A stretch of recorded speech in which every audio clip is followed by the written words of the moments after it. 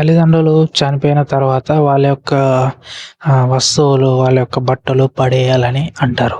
అంటే చెప్తారు చుట్టుపక్కల వాళ్ళు వీళ్ళంతా. సో, తల్లిదండ్రులే కొడుకులు గాని, కూతుర్లు గాని వాళ్ళు గూడా తల్లి చనిపోయినా, తండ్రి చనిపోయినా వాళ్ళ బట్టలు పడేస్తారు. ఎవడు మూఢనమ్మకాలున్న వాళ్ళు, తెలివి లేని వాళ్ళు, మూర్ఖులు మాత్రం పడేస్తారు. ఎందుకు పడేస్తారంటే, సో, ఇది ఆచారం. సో, ఇది ముందర నుంచి వస్తుంది. సో, చనిపోయిన వాళ్ళ వస్తువులు ఇంట్లో ఉంచుకోవద్దు. ఎందుకంటే వాళ్ళ ఆత్మ తిరుగుతది. సో, దానివల్ల ఫ్యూచర్‌లో ప్రాబ్లమ్ అయితదని అంటారు గదా!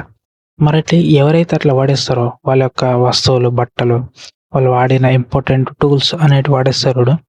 సో, బట్టలు కాలేయడం అంటే కాలబెట్టడం అండ్ వాళ్ళ యొక్క చెప్పులు, వాళ్ళ యొక్క ఇంపార్టెంట్ వస్తువులు అంటే వాళ్ళు వేసుకున్న బట్టలు అన్నీ పడేస్తారు గదా! సో, అవి విలువ లేనివి కాబట్టి సో, అవి దానివల్ల దానం చేయాలి, పడేయాలని అంటారు. మరి బట్టలు, వస్తువులు, చెప్పులు వాళ్ళు వాడిన బ్రష్‌లు పడేసినప్పుడు మరి వాళ్ళు సంపాదించిన ఆస్తులు గూడా దానం జేయాలా? పడేయాలా? సో, దాంతో పాటు అంటే ముఖ్యంగా వాళ్ళు సంపాదించిన ఆస్తులు, భూముల యొక్క పేపర్‌లనేటివి దానం జేయాలి గదా! మరెందుకు దానం జేయరు? ఇంకొకటి తల్లి యొక్క బంగారం లేకుంటే తండ్రి సంపాదించిన గోల్డ్ ఇవన్నీ మరెందుకు దానం జేయరు? ఎందుకు పడేయరు? ఎందుకంటే అవి కాస్ట్‌లీ. వాటి వల్ల లాభం ఉంది గాబట్టి. సో, అట్లనే ప్రజలు ఎవరైతే మూఢనమ్మకాల మీద పట్టు ఉన్నవాళ్ళు అంటే మూఢనమ్మకాలను పూర్తిగా నమ్మేవాళ్ళు మాత్రం ఇలాంటి ఎర్రిపువ్వు పనులు చేయడం జరుగుతది. సో, నేనేమంటానంటే ఎవరైతే మీ ఇంట్ల ఎవరు చనిపోయినా వాళ్ళ యొక్క వస్తువులు ఉంచుకోవాలి, పడేయొద్దు. ఎందుకంటే అవే జ్ఞాపకాలు. వాళ్ళ యొక్క జ్ఞాపకాలు అవే. సో, ఎవరు చనిపోయినా ఈవెన్ మీ మదరు, ఫాదరు, అన్న, చెల్లి, అక్క, తమ్ముడు ఎవరైనా చనిపోయినా వాళ్ళ యొక్క వస్తువులు ఉంచుకోవాలి. ఎందుకంటే అదే వాళ్ళ జ్ఞాపకాలు. సో, వాళ్ళు చనిపోయినంక వాళ్ళ యొక్క ఫేస్ మనం చూడలేం. వాళ్ళతోని మాట్లాడలేం, చేయలేం కాబట్టి వాళ్ళ యొక్క వస్తువులు, వాడిన వస్తువుల దాంట్లో వాళ్ళని చూసుకోగలుగుతాం మనం. సో, అలాంటి ముఖ్యమైనటివి గూడా వాడేస్తే అది విలువ ఇచ్చినట్టు గాదు. సో, వాళ్ళకి రెస్పెక్ట్ ఇచ్చినట్టు గాదు. అసలు మనం మనుషులమే గాదు అట్లా పడేసేవాళ్ళు. సో, ఎప్పటికైనా గుర్తుంచుకోర్రి. వాళ్ళ యొక్క వస్తువులు దానం జేయాలా అని నీతులు దెంగుతారు చూడు, నీతులు చెప్తారు చూడు అలాంటోళ్ళు. ఆళ్ళతోటి మీరు అనుర్రి. ఇప్పుడు మీరు అంటుర్రు గదా!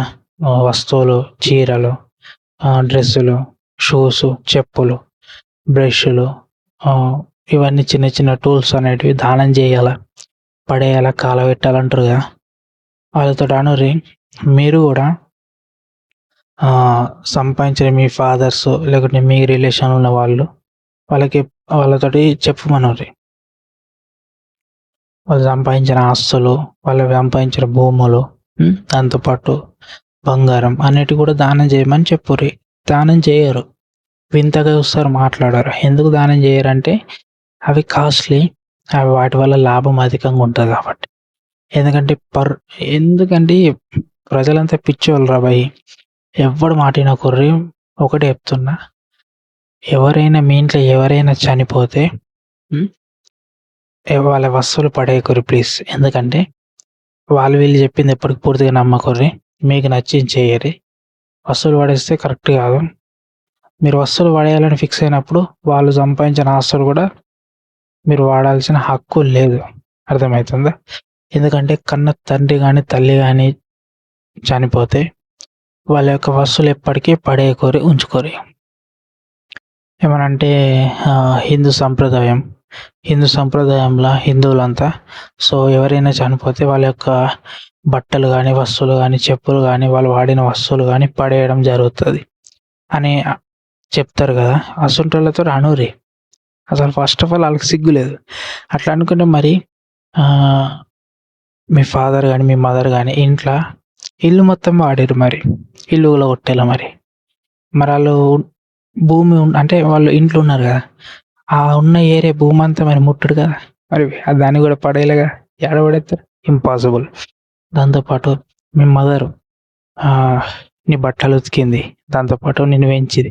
నిన్ను చంపేయాల ఫస్ట్ ఆఫ్ ఆల్ మరి. కదా! తల్లి వాడింది మరి తండ్రి వాడిన వస్తువులంటే వాళ్ళ నుంచే గదరా నువ్వొచ్చింది. వాళ్ళ నుంచే గదా నువ్వొచ్చింది.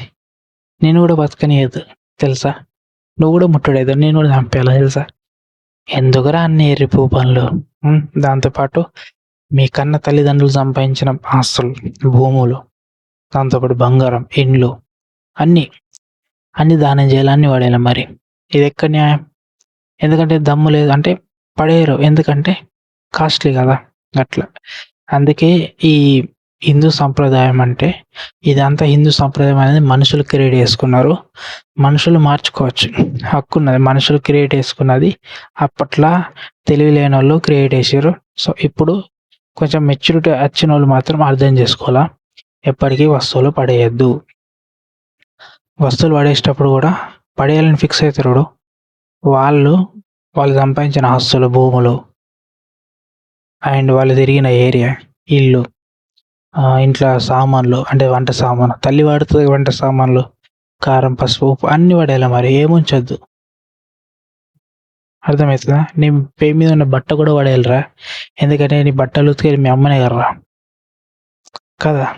మరి సిగ్గు మానం ఉండాల ఎప్పటికైనా మాట్లాడేటప్పుడు. ఒకటి చెప్తున్నా, కన్న తల్లిదండ్రులను ఎప్పటికీ హింసించద్దు, మంచిగా చూసుకోవాలా. వాళ్ళు మాత్రం నాకేం చేయలేరని ఎప్పటికి అనుకోవద్దు. ఎందుకంటే ఒక్కసారి ఒక కుక్కకి ఒక పూట తిండి పెట్టియోడు, ఎవడన్నా వచ్చి నేను కొట్టినా, ఎవరన్నా వచ్చి నేను తిట్టినా కుక్క కావాలంటుంది, జీవితాంతం కావాలంటే సెక్యూరిటీగా ఉంటుంది.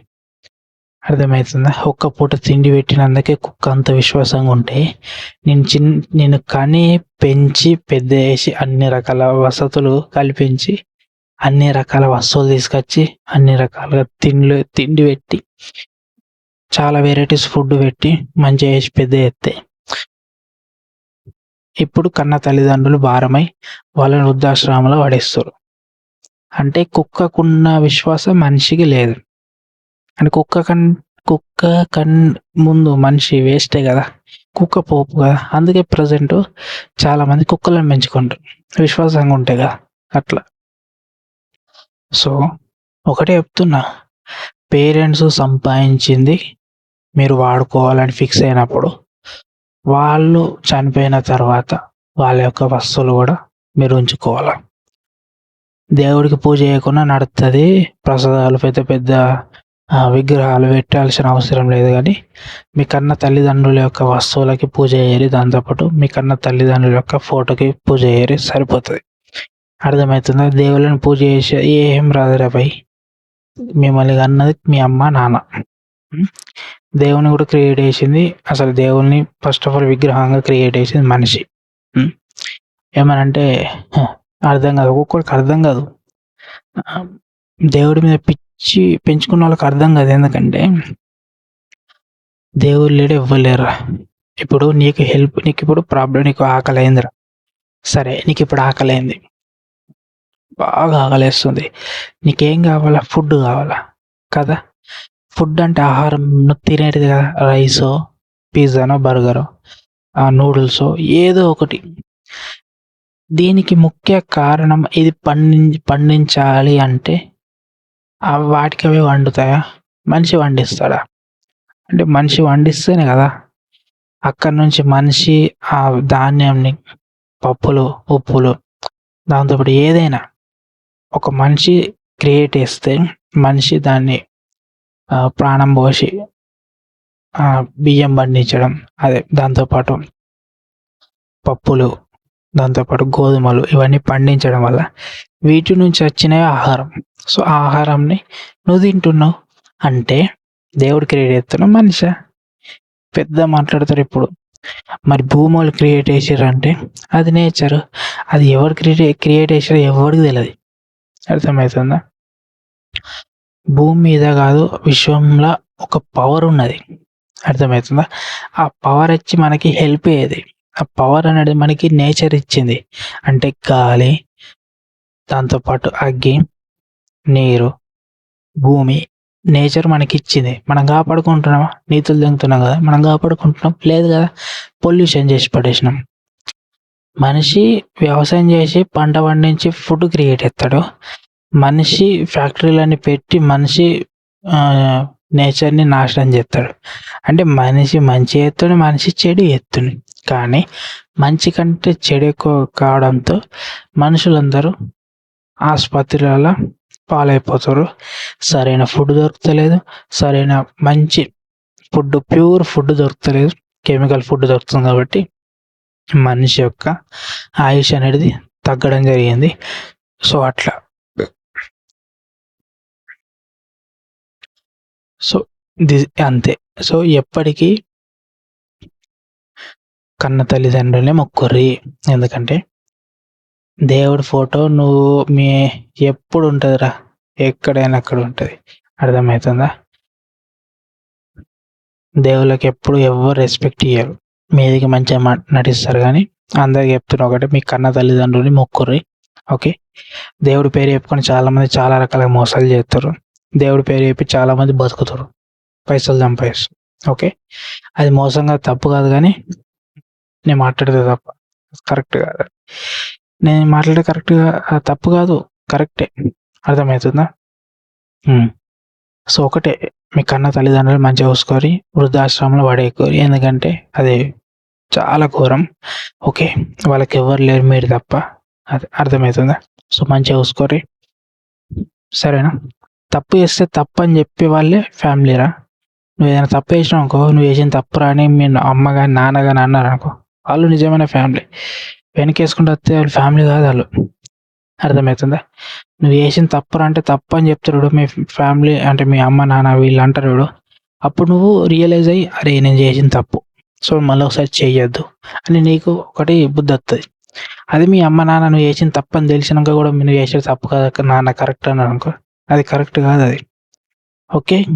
ఇంకొకరిని మోసం చేసాడు కరెక్ట్ కాదు. అది మీ కన్న తల్లిదండ్రులు చెప్పారు అనుకో, అది ఓకే. కానీ నువ్వు చేసే పనికి సపోర్ట్ చేసారు అనుకో, అది కరెక్ట్ కాదు. అర్థమవుతుందా? So that's it video. సరేనా? సో తల్లిదండ్రుల యొక్క వస్తువులు దానం చేయాలి, మంచి పుణ్యం. అది తప్పు. ఎవరికి ఏం దానం చేయాల్సిన అవసరం లేదు. ఓకే. ప్రతి ఒక్కరు వాడి పని చేసుకుని బతుకుతాడు. సరేనా? అంతే.